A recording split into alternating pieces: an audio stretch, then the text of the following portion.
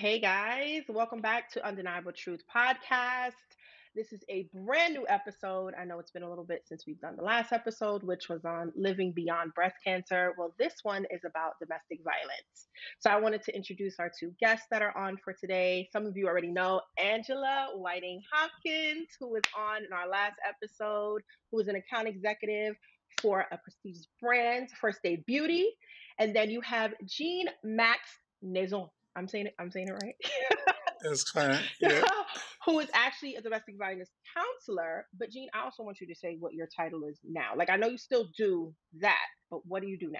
Your title right now. I actually work for the city of New York as supervising probation officer. Okay, there you go. Woo. Yes. Well, I'm excited to finally do this episode. A lot of people are going to be learning something. I want people to be able to see this and, someone that might be going through the situation and see maybe how they can get the help to move away and maybe just, because they didn't know how to do it. I know I was one of those people. So we're going to get right into it. Um, I was a victim a little bit of domestic violence. I didn't really know I was in a domestic violence situation. My son was about 6 months. I was going through a little bit of postpartum. And the person I was with at the time, they were going through a little tragedy of their own, and it ended up causing domestic violence. There was stalking, Mm. there was a lot of verbal abuse. Now, in the beginning, if anybody knows me, my mouth is a little bit crazy. I'll talk back. But then when I started realizing the behavior, I'm like, no, this is not something where I can just talk back to a person you're just regularly fighting. It started becoming really repetitive and scary to the point where detectives were in my home. The domestic violence unit used to come to my house to check on me and my son, and there had to be a restraining order in place. And even with the restraining order, he would drive past my house. I would see him. I would see him outside my window. It got really, really bad. And I was already actually, we weren't living together. I was living with my son, and my mom was visiting. And then my mom got actually assaulted by him. That's what really caused it Oh Lord. in the beginning. Right. He wasn't in his right mind at the time. Um, and it caused a big rift, and then everything else started happening from there. So I didn't know it was considered domestic violence back then, but I would never want to see anyone go through it. And this is one of the reasons why I wanted to do the episode and talk with other people that may have experienced it or, you know, seen it firsthand of what happens. So this is kind of like my little testimony of what has happened. And I definitely want to continue to hear that. So, Angela, I know we were talking when I saw you last, and you said you went through a similar situation. Can you kind of share on Right. what you've been through, your experience? Right. Well, I mean, I'm familiar with the stalking, the people outside your house and outside your door. Mine's a little different. I didn't have any children. When I moved to New York, I moved here. I didn't know a lot of people, but I had been traveling to New York quite often. And I had met some guy that on one of my trips here, at the jump up on Eastern Parkway. And, he had come to Toronto, but was a little bit off and, whatever. Time went by. When I moved to New York now, I had been out of contact and I ran across him when I was walking on Flatbush one day. And I thought, oh, well, I didn't really know a lot of people. So I said, want to go out? Sure. And, a lot of things that were red flags to me, I thought, well, I'm not a New Yorker. Maybe this is just how people are. Maybe I'm way too sensitive. Maybe I don't have that thick skin that people are always talking about.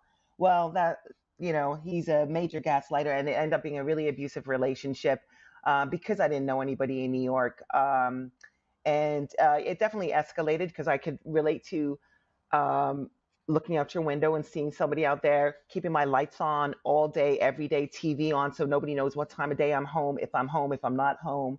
My situation has got a little escalated than that, so there was rape involved in mine as well, and police and jail time, and a lot of other horrible things. And like a lot of it, what I said is because I was here and I didn't have any family or friends around, I didn't really know any people, and so I really relied on him on everything. And then it just became a really abusive relationship. At the end, though, when we were discussing like how do people get out. For me, it was not even the rape. he beat me up in Prospect Park, and there was people around, and nobody helped me, and it was really crazy. And I remember, running home. I wasn't even a runner then. I'm a runner now. I'm a runner now, but I remember running all the way home from Prospect Park, like nonstop, getting inside and throwing up, and then realizing, like, girl, you got to change your whole entire life. I mean, obviously, there's way, way, way more to that because it happened over a long period of time. But just changing all of that. It was really traumatic. I can talk about it now because I've been in a lot of therapy in the last 20 years. Um, but I could definitely relate to everything you're saying, and we can go deeper. But I'll just say that's kind of the synopsis Right. of my situation. Well, I was, it was easy prey. I didn't know anybody here. yeah. How long was it going on for? Um, I think 99 and like a year kind of thing, because I remember we had 19, was everybody was playing Prince 1999, and remember being in the park and being a little shook that I was there with him because some behavior he did that I didn't like. And then in February when I said, listen, I don't want to be, you're detrimental to what I'm trying to do here. You're not a benefit to my life. And I broke up with him, and then which turned into the rape situation. And that was really traumatic. And then I just stayed home and drank vodka for many, many, many, many, many months. And then I had to try to pull myself out of it. It's tough, It's you know. Believe me, it is tough. I've heard always stories about it and never really. I would always be like, "Oh my God, but why you just didn't get out? Why didn't you leave? Why didn't you do this?" Exactly. And then being in the situation, it's like you can leave, you can get out of it, but that doesn't mean that the stalking, the abuse, certain things don't stop. Yeah, I think a lot of times you don't really realize. I remember he was helping me pay my apartment when I first moved there, and something happened where he ended up hitting me in the face or hitting me in my mouth. Some shit happened, but he acted like it was like a mistake, and might bust my lip, and when you're not sure, you go, oh, it's maybe I'm receiving this wrong, Yeah, but I should have known from then. That was the first clue. And is when those things happen to you, first leave, right. because it's only going to escalate from there. And I hadn't realized that. I was just like, oh, like maybe his hand just dropped or whatever. And I made a lot of excuses for it. And then again, I didn't have any support. So I really was leaning on him for a lot of stuff here in New Support. York. Right. And yeah, from there, it just escalated and got worse and worse. And, just the verbal abuse, the language. And when you're alone and you don't really know and you're a lot younger, maybe it's me. Maybe I don't know New York ways. Maybe, whatever. I mean, I didn't know his whole past and everything else, which once I went to the police, because I remember after the rape, I tried to go back to work, and then he would be at the subway station where I got off for work. When I'm leaving work, he would be there. And then he would call the phone. And my boss said to me, who the fuck is calling like this? Who's calling the line? Because he only knew one line to our office. So he would Right. consistently call and try to find me. Right. So I'm really lucky that I had a great boss. He said, like, you can stay at my house. You want to transfer to California? What do you want? How can we help you? We're calling the police Right. right now. Right. And they're the ones who, I didn't call the police after everything.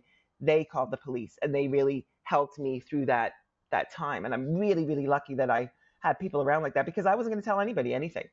I just was trying to power through it myself. Listen, can I say that going through it, I think I accepted when a situation would happen and I did another police report and then I would go on.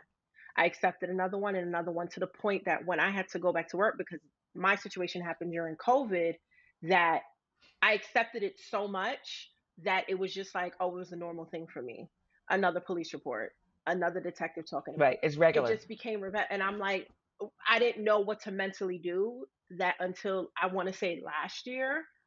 I had to get a real therapist and really sit down and say that I basically held everything in that was going on and didn't accept it at the time, that now it's like I'm blowing up. So therapy does Right. help a lot. It I could say it does help, and having a good support system, which I did as well, because nobody wants to see you go through something like this. They don't want to hear you, and then you don't want to tell people because you don't want to be. It's an embarrassing thing, but at the same time, it's kind of like you don't want people to also I think, mean, I think we should change that wording. It's not embarrassing because it happens to you. You're not, nobody ever asks for no, these situations to happen. no. I agree. I think that people make you feel uncomfortable Yeah, people are uncomfortable with the conversation and they're uncomfortable, which makes you feel uncomfortable, makes you feel embarrassed. But you should Right. never be embarrassed about it because it's just something that happens to you. Lack of support. I remember when I told my roommates that I had moved from Canada to New York with that this had happened to me, and they said, well, if you go out with him again, I guess everything's okay. Some shit What? like that. It was Wow. really not helpful, and it really made me think, oh, maybe I deserve it, or maybe what happened didn't happen because oh no, what was this you have? You If you go out with him again, you have no credibility. Right. And I just said, well, like I just told you, I raped. Um, little grace? No, little nothing. No. And they didn't have any grace. And they end up moving out of the apartment. I didn't even know they moved out. So I was alone with a fucking stalker. So I did have a restraining order. And, he would sit outside of my apartment smoking cigarettes in the rain, looking at my apartment. So crazy. But, Wow. you live and you learn, you get through it. And I just changed everything about my life. I changed my job. I changed my hours. I changed my friends. Um, I just changed everything. I wasn't able to move apartments yet, Mm, but I did change everything in my life so that there would be nothing that he could recognize. right. But it was crazy. When I went to the police, I remember when they pulled his rap sheet, like he had broken another one's arm. And I had no idea about this history of this person and that he was already had And gone to jail for it. So when I came in, he ended up going back to jail, which, I didn't even know.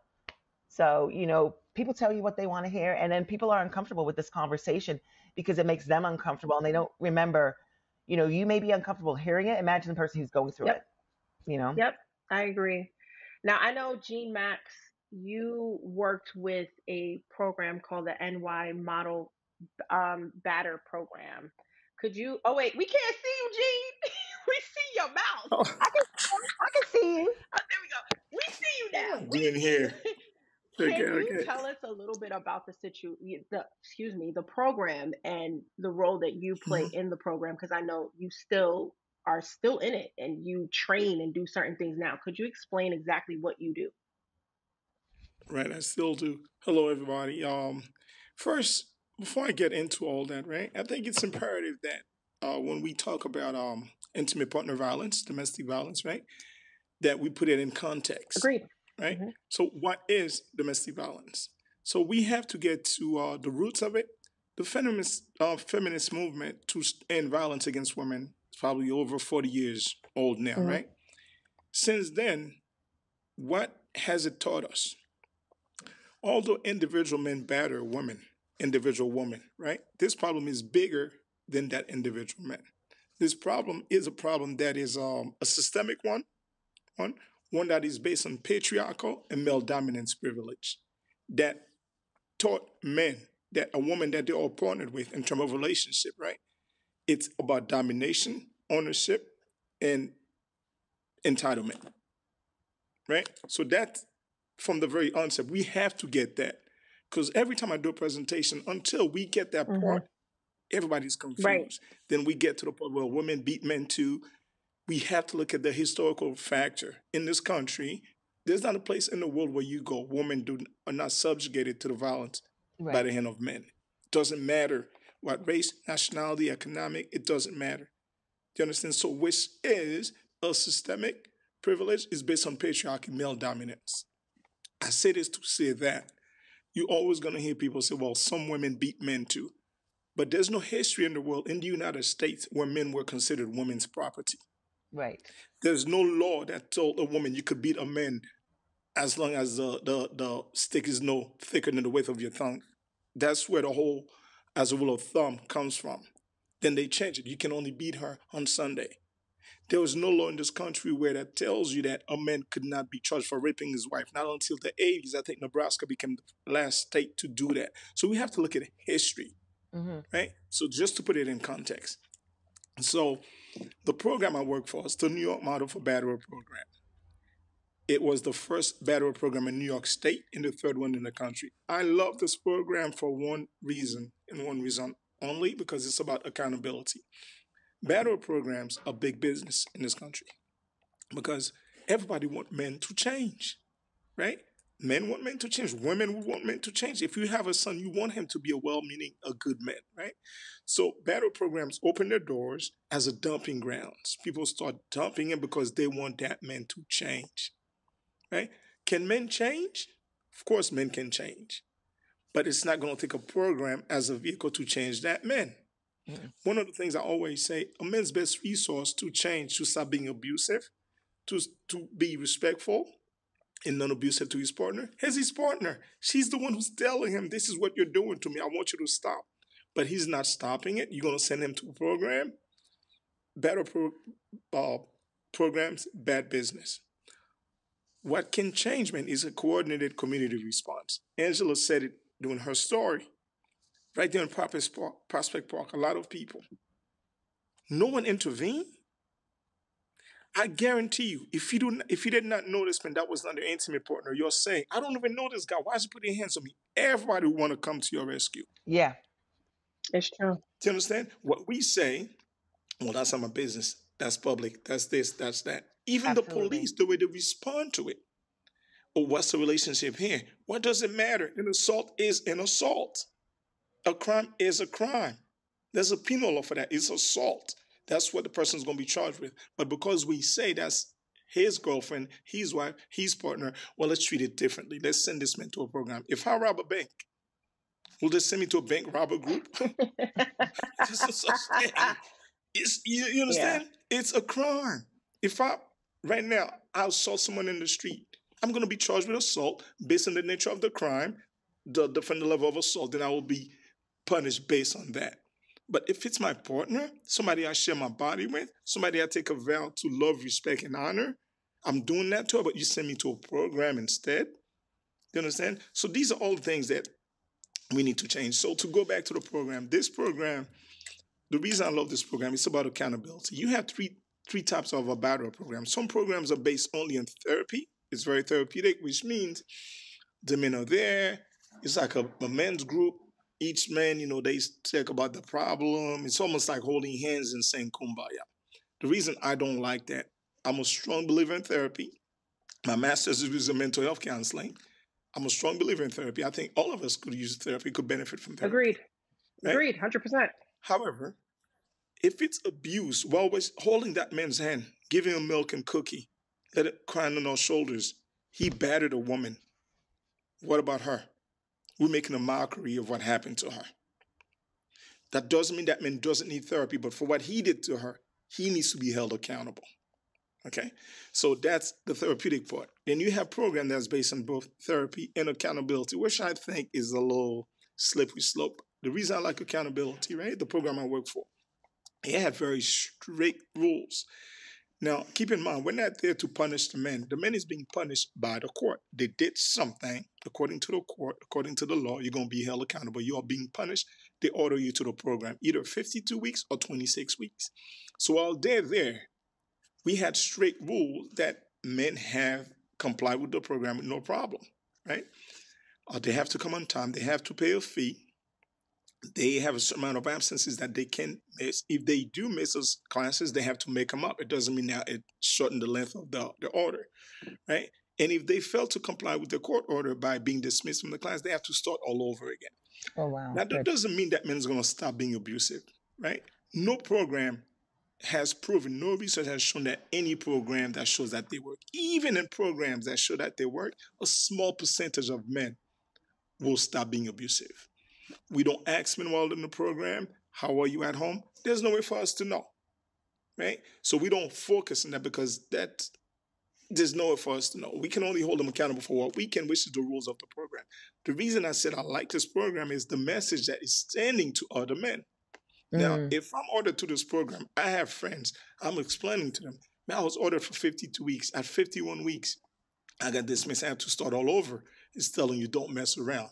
We watching you, we're holding you accountable. Mm, That doesn't mean it's going to stop being abusive to her. That's a choice that he has to he make. has to make. Yeah. He has to make that choice on his own, right? So counselors, whomever, people think that they can change men. That's a lie.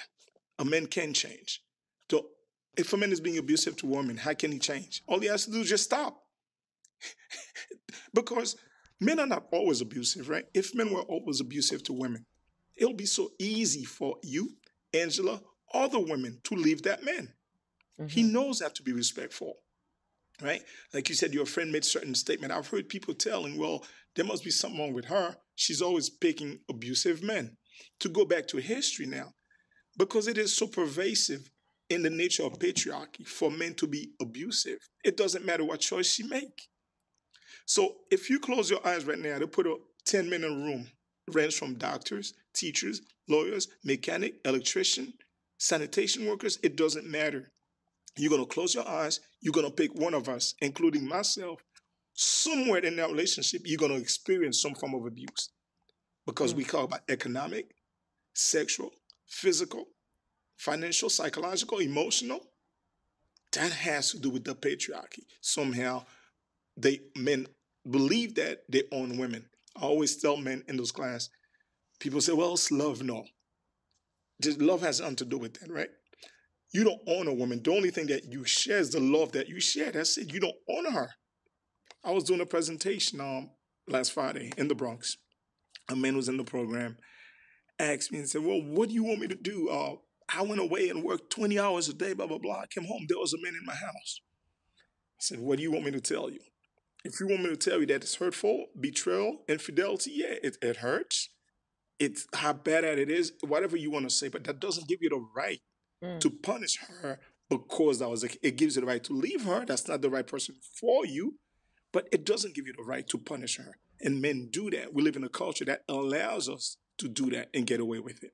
Hmm. So, yeah, there's so much I would say, but I'll just wait till you come up with some more questions. Well, I was going to ask, like, most people say that the abuse that men have on women is something from his childhood. Is that true? Or is it could be the abuse they went through when they were kids, so they project that It's onto an other people. excuse. Okay, so I'm gonna give you two different perspectives in that.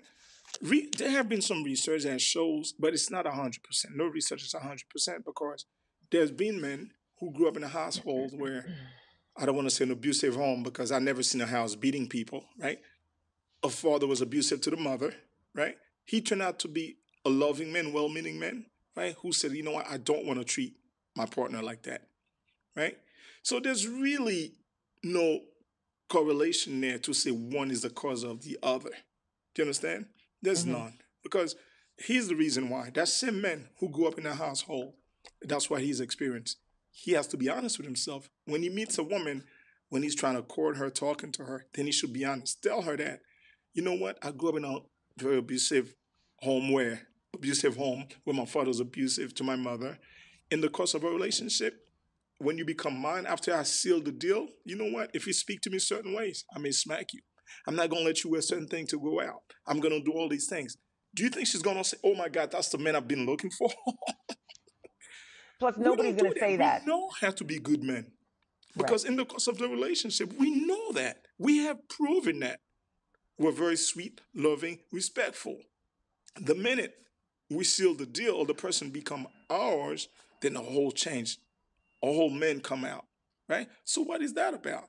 So it really has nothing to do with what the men experience. There's not. I also don't think. Also, again, we're going to go back with systemic, right? No young men, their fathers sat them down and said, "This is how I want you to be the woman." Where do we get it from? By osmosis.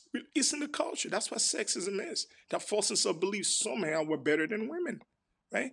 That's what it is. The objectification of women. You have most men think of women not as a human being, as an object to be F. Excuse me, I don't want to be use You're right, vulgarity, but though. you understand what I'm saying, Hmm. right? If you don't see women as your equal, that's what you're gonna do, and that's parallel with every oppression. When I speak about domestic violence, you have to look at it from the context of oppression, right?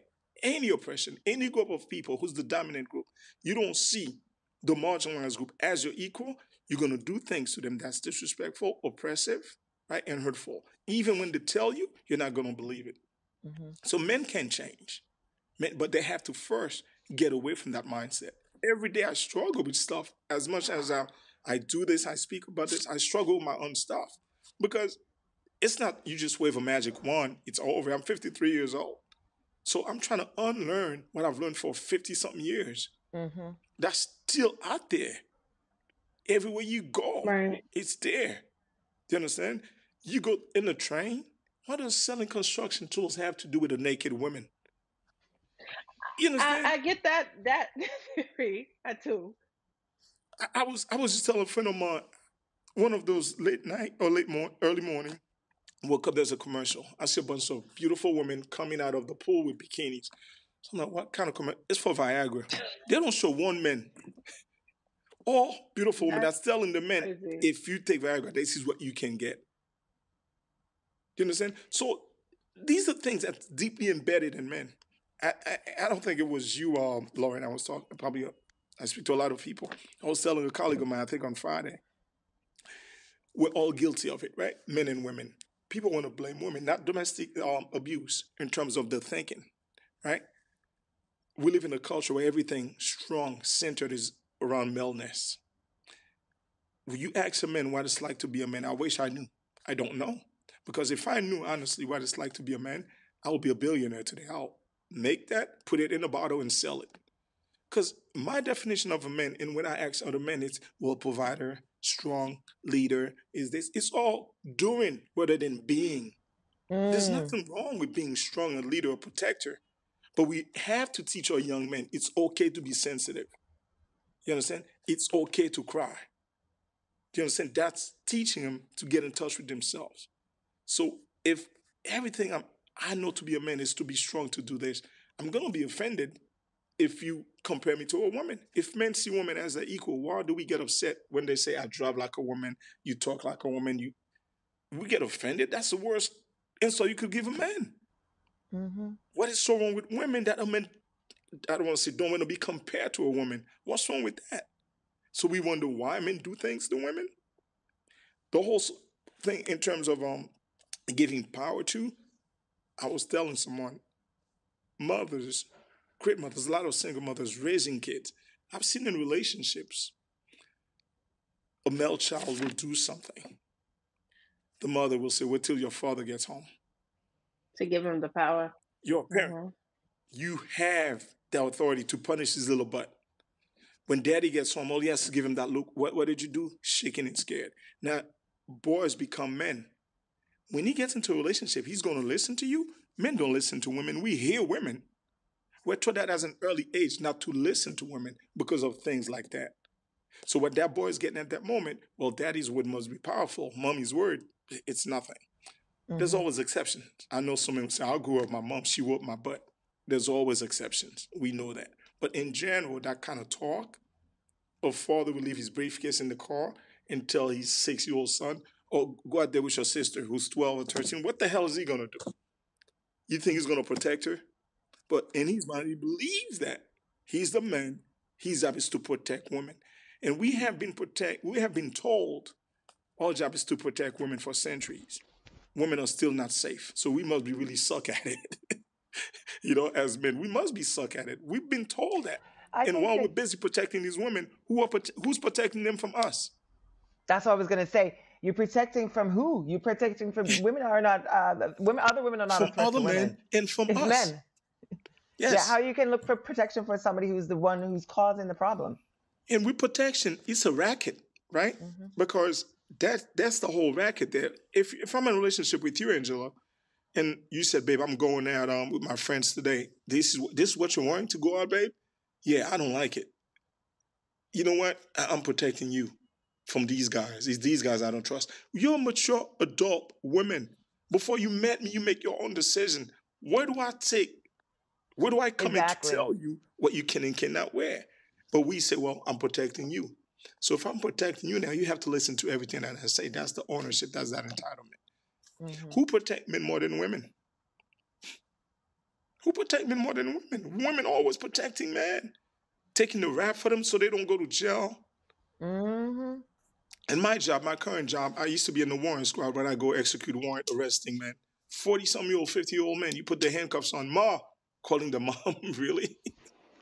They're calling the mom, really? So I don't want to make a joke of it, but you get the point that I'm making. Yeah.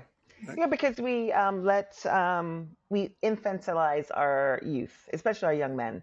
You Hmm. know, you can read it in the news, especially if you're white. Men, they'll say, "Oh, if somebody's child, oh, well, he's young, he's 26." What are Mm. you talking about? That mean nothing. We give, I know, but people give this pass because they say they're young and they don't know better, right? No, Hmm. you know better. You Hmm. if you walking on the street by yourself, you know better. You know you could leave your house and go to the store. You know better. Whether you're Yes. 7 or you're 26, you know better. You know when you're 7 years old, and your mom telling you run up to the store. You know don't walk off the curb and don't talk to and interact with people that you're not supposed to. So people know better. You know, and I think we live in a society we give a pass to men. I mean, and well, then again, we live in a society that doesn't respect women, period, full stop. The fact that we don't make the right amount of money, the fact that dogs get longer maternity leave than women. Hmm. You know, it comes down to everything. We have no It goes health back to the care. history, right?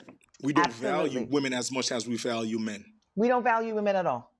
Don't even not is Yes. not even as much. Is not Okay, so valued at I all. would agree If with you. I was trying to listen, be politically when correct you here, but can you adopt a understand the point. dog and You you have to understand wait the point. 8 weeks to get that puppy, but when I have a baby, you expect me to be back at work and my child In is six six weeks weeks. old. You Hmm. respect a dog more than you respect a woman. And I think we always have to remember that this country does not respect women.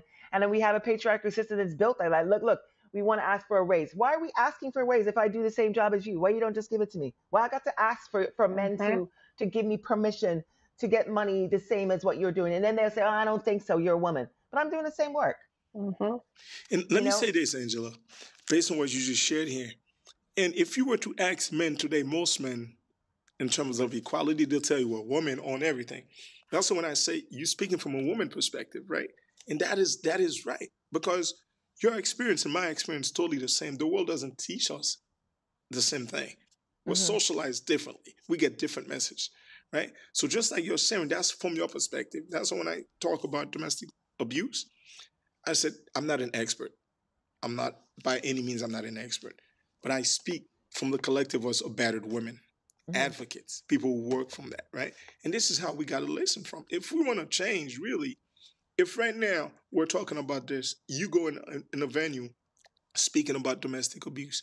Most men, you know what they say? She just doesn't like men. Yeah. That's not true. Hmm. I It's agree. They no don't tell me kidding. that because they will say, "Ah, come on, yo, I cannot male. I love men. That's why I would want my nephew to be a good man. You would want a man if he's going to be partnered with your daughter to be a good man, a well-meaning man, a caring man who's going to treat her and respect her, right? That's what we want, and that's what I want. That's why I always talk about this. When men look at me, I said, "I'm a man." So we live in a society, patriarchal society. When men are saying, "Well, everything benefit women," do you think men are that stupid? We're going to create a system to benefit women. We're working again on that doesn't make sense. But first of all, whoever's saying that, they know they're talking out their necks because it ain't no It doesn't make way. Ain't sense. no way. It Everything's doesn't make built for women. sense. The only reason that women have all the stuff that we have is because we have to.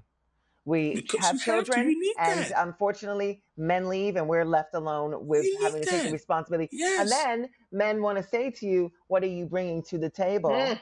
sir?" Mm. It's the whole entire house. I have the table, the The cutlery, the silverware, house. and even the food in the Right. fridge, and And they you're got to just bear the bringing child and what? all that extra. That's right. And we have to change that. And that it's when you're looking for a partner, you're looking for someone who is a companion, who you can get along with, who you can Hmm. have a nuanced conversation, and who you can have intellectual conversations. Right. Because everything is not about sex. Unfortunately, though, our society has made every relationship is only about sex. If they're not sexually appealing, leave. Right. If they don't adhere to your physical look, then leave. You know, it's this crazy thing where life is not just about sex. Yeah. You even hear that in abusive relationship that the makeup sex, right? Yes, yes. This is crap. And, let me just explain. This is my perspective, right? When people talk about makeup sex, right? They leave the part. It's not like he just finished beating her. She's bleeding black and blue. He just came in to have sex with her. That's not the No. case. What people usually leave out is in a relationship, the highest level of intimacy is not the sexual intercourse itself, right? Foreplay, again, that's just my perspective. Like foreplay for women is life. Hmm. His how he is to her, responding to her needs, care about her, listen to her. That's foreplay. That's why she's always, when you approach her, she's turned on. Foreplay for men, where do we learn about it? In porno movies, magazines. Foreplay for men is he thinks is, well, he comes home, he's been a jerk to her the whole week. Okay, not listening to her, being mean to her. She's washing dishes. He comes and grab her boobs, and they start playing the music. You start having sex. That's, you understand. But for women, it's life. So with makeup sex is after he beats her, she's lying there crying black and blue. What does he do? He goes out. He buys her favorite things, whether it's a ring, a necklace, flowers. If he has money, a new car. He gets on his knees, sobbing, crying, that I'm so sorry, I Apologizing. can't believe I did this. Please He's the forgive victim me. now. Mhm. At that moment, that's the man she feels connected to, the Hmm. man that she wants. You understand? That's the man she fell in love with. So, of course, that moment, yeah, to connect again. Of course, it's going to lead to sex, but it's not like she did that, he beats her, didn't have sex. People usually leave that part. You Hmm. understand? That's the man that she wants. And what's confusing about that, at that moment, she started making plan to the man that she hopes he becomes, as opposed to the man that she has in her Mhm. hand, who's not going to stop. You You know, understand? I And when people say, why does she stay? These are some of the reasons why women stay. In addition to, statistically speaking, 75% of women who are murdered by a male intimate partner, they are murdered when they're trying to leave that man or after they have left. So when we say, why does she stay? She's actually smart. That's survival saving her life. tactics. Especially if there's kids If she involved could be too. sure, if she could be sure that she leaves this man, she has a place, the world is gonna, a society is gonna treat her right. She's safe with her children, she would leave. But she can't be sure of that. So most women will tell you, I stick to the evil that I know. At least Mm. there, shelter is not the most comfortable thing for women with their children. Women have to leave, change their identity, change their social security number, move out of the Yep. state. It still doesn't stop. The men will stalk them, find them, and kill them. I have a good friend of mine I went to school with. Her ex-boyfriend killed her. I was telling Lauren Mhm. about it. It's called Voices from the On Graves. Her Netflix. name is Michelle Despinas. Miss she rest in peace. Found her a year later. After the broke up, he shot her in the head, killed her. Yeah, killed her. But that's not even, that's news. That's not information. That's just news I'm sharing with you because that's not news. In fact, that's information because we hear these things all over the place, all over. Which goes back. I need to address this because I'm sure people will be listening. They'll have questions. Well, what about women and men, right? I don't know any man who was in a relationship with a woman, or I've never even heard of one where she was kicking his butt. She was controlling him, watching what he does. Okay, I'm not saying assaultive to him. That's not what I'm saying. Because it's about coercive pattern of behavior, right? Hmm. Using certain things to get their way. That eventually he made plans. He left her. He had to move out of the state, change his identity. She found him and killed him. No. If it is, very small percentage. So I can't speak about men killing women in this country is an epidemic. You know, it happens every day. Every So I minute. can't speak to what women do to men. There are situational violence, yes. Some women can be assaultive, vindictive for other reasons, but it's not because she's in a relationship with him. She wants him to act in certain ways. If he doesn't, there are consequences for that. And if he leaves her where she loses control of him, she kills him. That's the reality for women. Okay, when he Hmm. leaves her, or when he feels like I'm losing control of her, or I've lost control of her, the next step is to kill her. Because when a woman, statistics don't lie, right? How do we know this? Because there's a body, she's dead, he's convicted. I don't care what people say, there's no lie in this. So, women who are actually staying in a relationship, I don't know any cases where they were together because they got into a fight because he's bigger and stronger than her physically, he kills her. That's not the case. It's usually when he knows he's lost control of her. Because if he's in control of her, guess what? He doesn't kill her. I'll give you a good example. A man and a woman in a relationship, right? She said to him, babe, I'm going out with my girlfriend tonight. He doesn't like it. He wants to control her. He said, you going out with them again? I don't like these girls, blah, blah, blah. She goes out anyway. So look at the spectrum, right? So now she comes home. Based on the spectrum of abuse, what do you think he may do Hit her. to start with? Scream. Hit her. Not let her in. Right. Not even, not even. Because let's go with the little things. So very subtle thing. He may just withhold affection. Now she wants to cuddle, don't fucking touch me. Don't talk to me. Right? Yes. So now, let's just say she said, you know what? I know that's why he's upset. I'm not gonna go with these girls again. He's good. But let's just say she doesn't listen. What do you think he's gonna do? Hit her next. He's gonna up the ante. He may not even hit her. She may come back. He may kick the television, probably get in Mm, her face, right? All these things. Let's just say these things work. He's not gonna up the ante. But let's just say these things don't work. Now he may grab her, push her, rip her clothes. So if these things were, she said, you know what? I'm done. I'm not going again. He's good. He's gonna find other things now to control her, but he's not gonna use the same method or use that as a reason. But if these things don't work, she said, you know what? This guy's crazy. I'm leaving him. Now, what he said is, oh, you trying to leave me? That's when it gets mm, to murder, stalk her, and mhm. murder and kills her because he's lost control of her. Hmm. So these things we're talking about, they're systemic. You understand? They're systemic. If a woman could be sure that if I leave this relationship, I'm gonna be okay, they will leave. They will leave. And the odds are still against them when they're trying to do that, right? And the law is so messed up in terms of patriarchy. Even the concept of self-defense is messed up. Yep. If I'm in a relationship with a woman, we've agreed some women are yet bigger than men, yes. But I also know women, very big women, like 6 feet tall, over 200 pounds, who told me that my partner was maybe 125 pounds. They were horrified of this man. Okay, so it's not about the size. So here's the reality, right?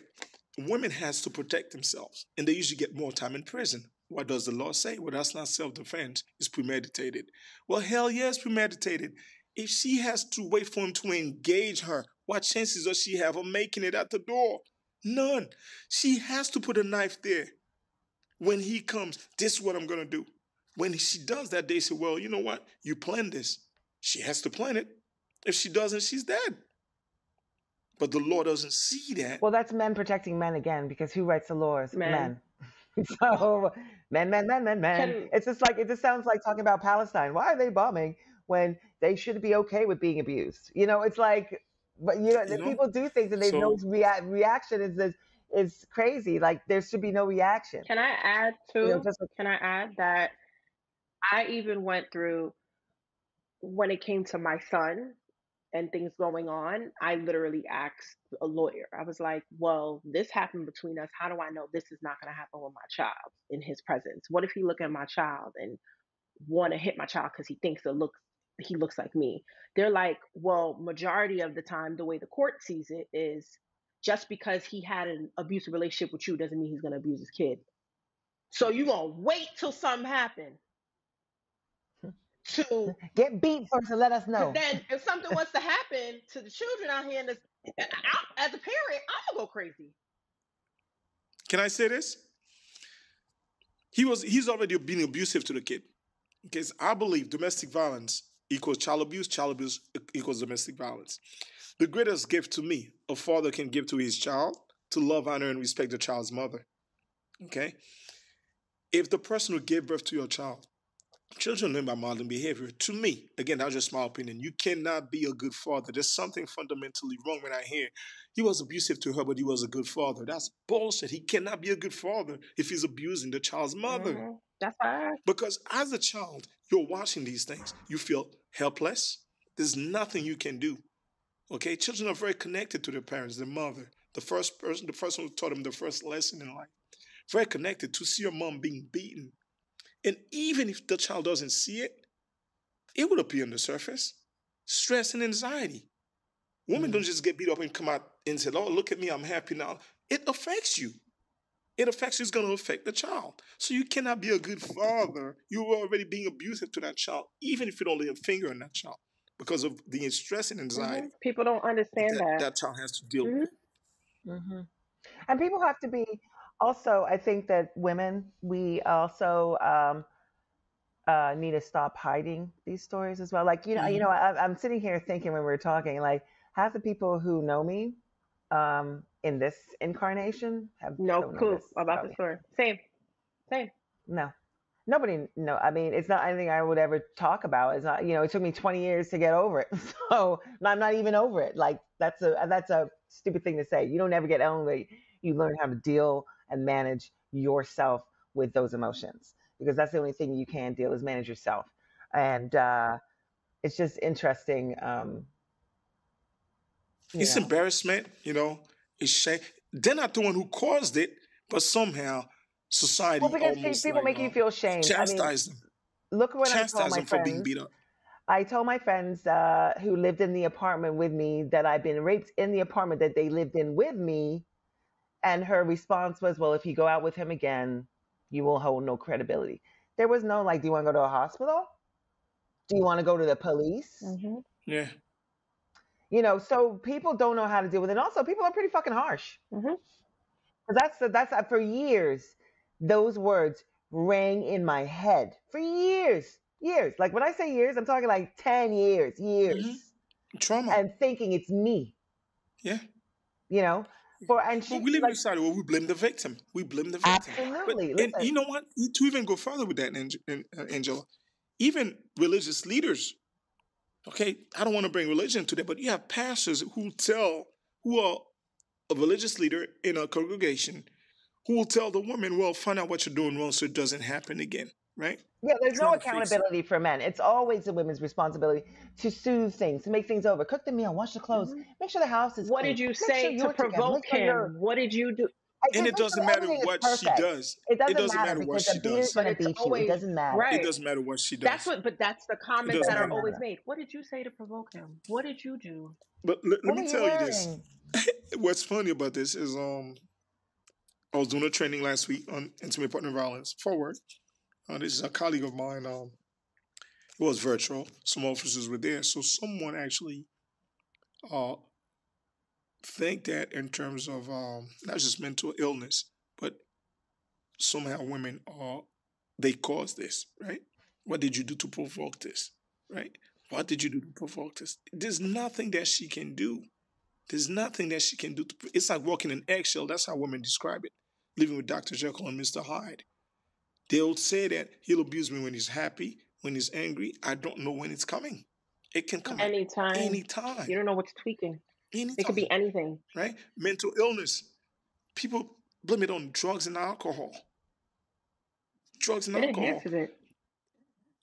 But the funniest thing with mental illness, yes, most people are mentally ill. They're not violent. It's a myth, right? In addition, I could understand if a man drinks, he's abusive to everybody else. I get it. But if he drinks, he was driving, he's very polite talking to the police officer. When he comes home, he abuse her. That's not the alcohol. That's the choice that he's making, not to be respectful to her. Right? That Hmm. is clearly a choice. So you have people truly believe that they're saying these things, right? And you have people actually buying it into it somehow.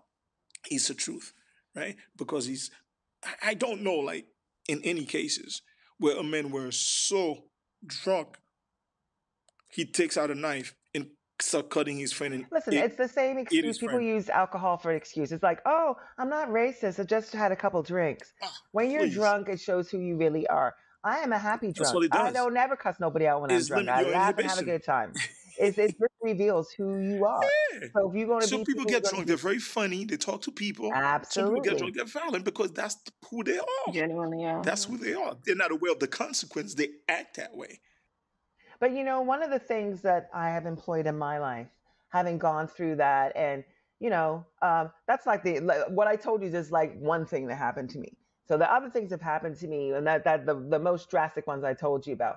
But when I see something, I fucking say something. If I see somebody talking to somebody a little rough, I stop and watch. Yes. If I see somebody grips in somebody's arm, I stand and watch. And they be Yep. like, "What are you watching, bitch?" I say, "I'm watching you, fool. Yeah. And Better if more mind of your us were business, doing that, bitch. I'm yep. watching a bitch grabs up. I could call you bitch too because you acting like a woman. Why you grabbing a woman? You a bitch too?" And they hate that shit. And I don't care because I will stand there and I will say, "Are you okay? Do you?" And I won't even talk to him. I will say, "Are you okay? Do you need something? You need me to call you somewhere?" Because I'm not Yeah. afraid of him. And they could be, and my friends will say, "Oh, don't say anything." My daughter's like, "Oh my God, mom." But the thing is for me, I'm not afraid of you. I don't know you. And you know what I do know I could do is call the police. And trust me, I don't have no personal situation with you. I'm not afraid for you to go to jail. I'm not afraid for anything to happen to you because I don't I'm looking out for her. And I think that as other women, when we see that, and men too, when you see some shit, you stand over there and say something. There, some people say, "Why are you standing here looking at me, bitch?" I said, "Why are you talking to her like that, bitch?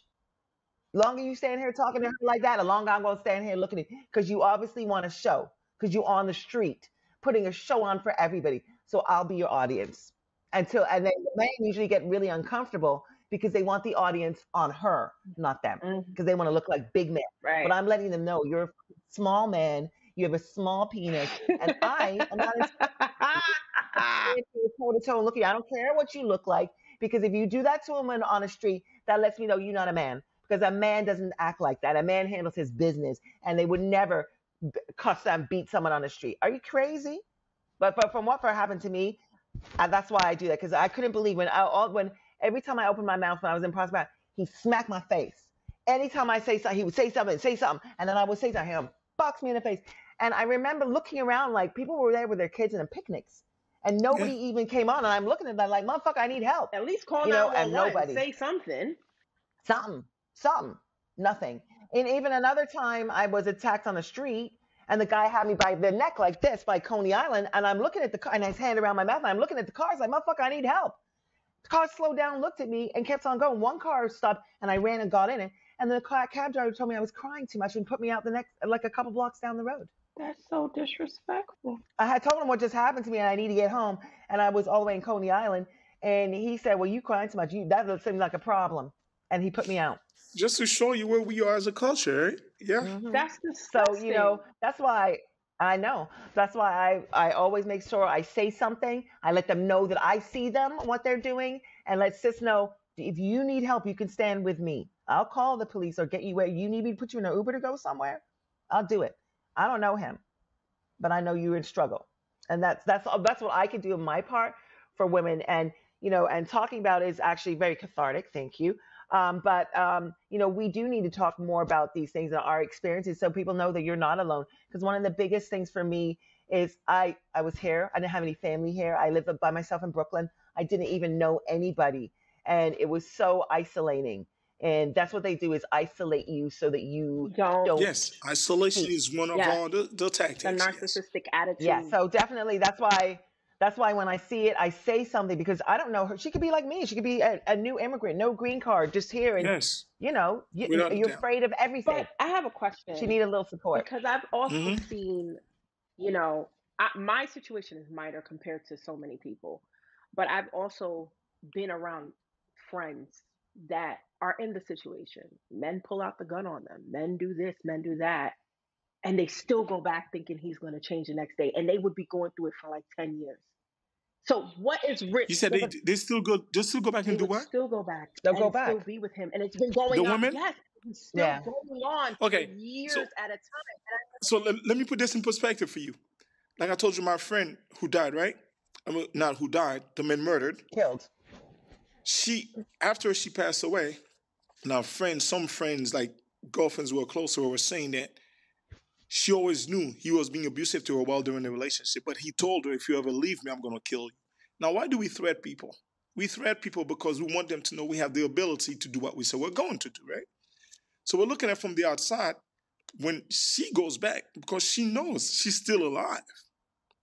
Because remember what I said with the numbers? The minute he knows that, my friend I told you, she eventually built enough courage. She left him. Hmm. He shot her. I'm not saying they should stay, but that's the part where advocates.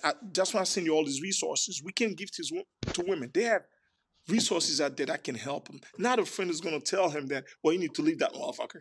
Not that. That's not going to help. No, better We resources. I have mean, people are advocates, financially experts who entwined with can people. teach It's them, so much. have them like a escape plan, survival plan to leave them when the time is right. And if they stay, don't chastise them for saying that you're stupid for staying. No, they're not. Encourage them. Encourage them, to go seek resources. But don't we do that? We'll chastise them. Well, she's dumb for staying in that relationship. That's not true. When in fact, she's actually very smart because she's trying to survive. Hmm. She's trying to survive. She's When the trying to time live. is right, she'll make the plan and leave.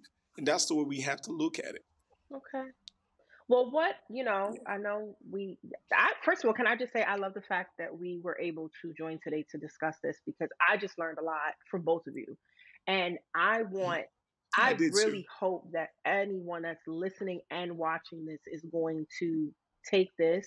And even though I'm going to be adding all the sources, Jean, that you gave me, any sources that I have, Angela, if you have any sources that you have that you want me to add that anyone can see to get the help, please let me know. But I pray someone that is listening, this helps them out. What advice would you both give someone, male or female, in the situation, even if they're the abuser or they're the one going through the abuse? What would either one of you give them? Therapy. I would say for women, seek help, go to therapy. If you have somebody who is abusive to you, sometimes you need somebody else who's outside of your people to hear what you're saying and for them to say the same thing everybody else is saying, but they're a different person, they're not involved to say it and that you hear it in a different way. Like this is an abusive situation.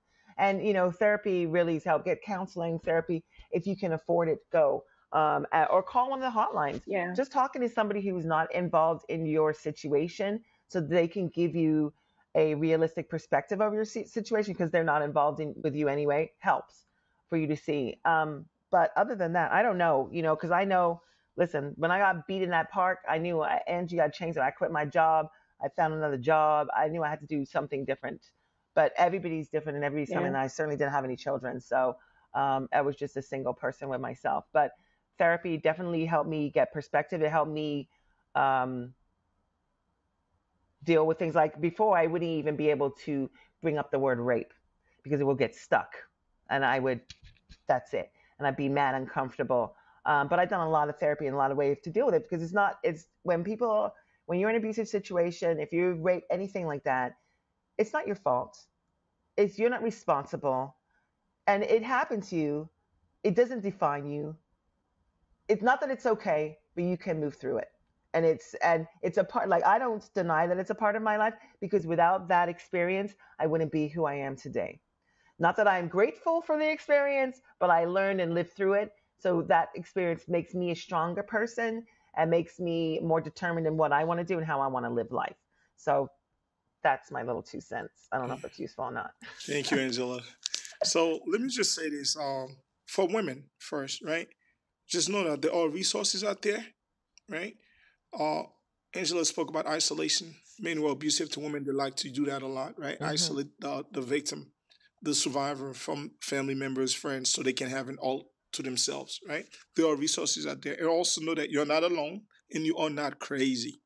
You're not Hmm. alone and you are not crazy. Sometimes it makes you feel like you're crazy. It They cannot be you, gaslight you. right? You're not crazy. There's this book that I highly recommend, When Love Goes Wrong. It's a very cheap book, but it is so good. There's a lot of stories in there that women who share the same stories. When love goes wrong. Uh, I forgot the name of the author, but that's a book that I highly recommend. You're not crazy. You're not alone. There are resources out there. Okay. So for men, my gender, the gender that I represent, what I will say for men, let's get out of those gender norms. Let's try to redefine what it's like to be a man. Okay, Hmm. when a woman, they say that a woman look for a man in whom she sees greater strength. That strength doesn't have to be brute strength. It has to be someone that you're gonna protect him. Someone who's gonna protect them emotionally, right? Who's not gonna take advantage of them. Who's gonna protect them and be there for them and care for them. It doesn't have to be. It doesn't uh, uh, minimize your manhood because we're going against the grain, right? Hmm. It doesn't. It doesn't.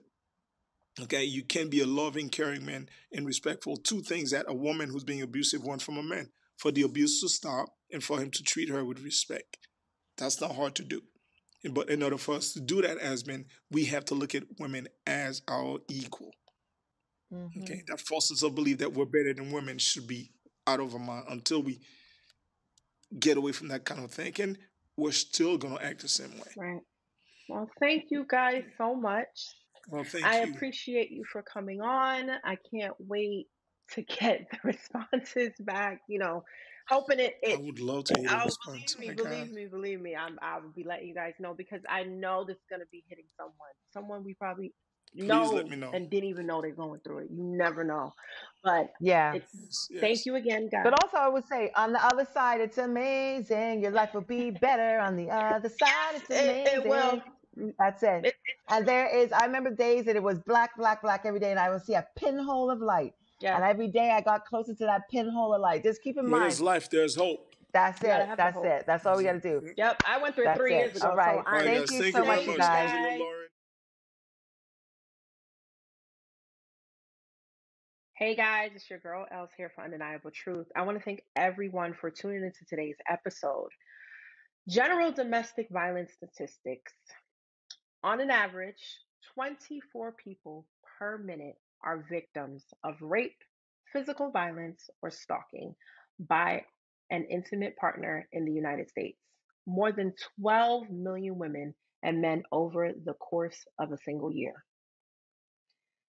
More than 20,000 phone calls are placed to domestic violence hotlines nationwide.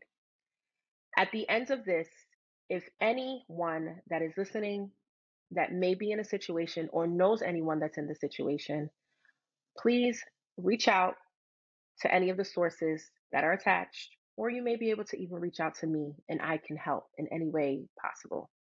Thank you again for listening. And remember, you are not alone in this situation. And if you need any help, please reach out to the sources or myself.